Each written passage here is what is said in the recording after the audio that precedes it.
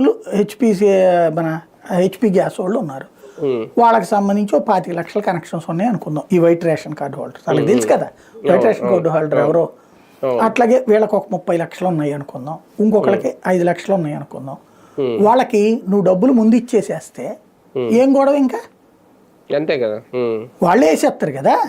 అవును, నీ దగ్గర కూడా ఎందుకు, అవును, వాళ్ళే వేసేస్తారుగా. అయినా అసలు లబ్ధిదారులు డబ్బులు తీసుకోవడం ఎందుకు సార్? ఫ్రీ అన్నప్పుడు ఇంకా మళ్ళీ మీరు మీ ముందు ఇవ్వండి, తర్వాత మీరు మళ్ళీ ఇస్తాం, ఇవన్నీ ఎందుకు? ఫ్రీగా ఇచ్చేస్తే ఏ గొడవ ఉండదు కదా, మళ్ళీ వేసే గొడవ. చాలా జింపిక్ ఉందండి, చాలా తెలివితేటలు ఉంది ఇందులో.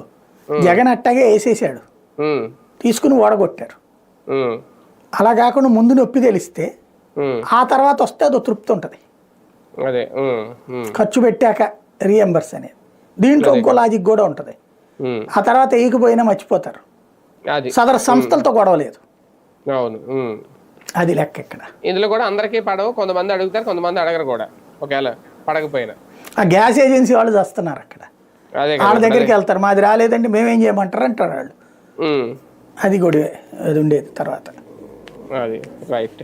చూద్దాం, మొత్తానికి వ్యవస్థల విషయంలో మార్పు రావాలి, లేదంటే ప్రజలే తమకి ఫస్ట్ ప్రయారిటీ అని చెప్పే ప్రయత్నం గట్టిగా చేస్తున్నారు చంద్రబాబు నాయుడు గారు. ఇందులో అధికారులు కూడా సమన్వయంతో పనిచేయాలి, చాలా సీరియస్గా వ్యవహరించాలి, లేదంటే వాళ్ళకు కూడా వార్నింగ్లు ఇస్తున్నారు. నిజంగా ఇది ఫీడ్బ్యాక్ తీసుకొని పనిచేయడం అనేది మంచిదే, కాకపోతే ఆ సరైన ఫీడ్బ్యాక్ వస్తుందా లేదా ప్రభుత్వానికి అనేది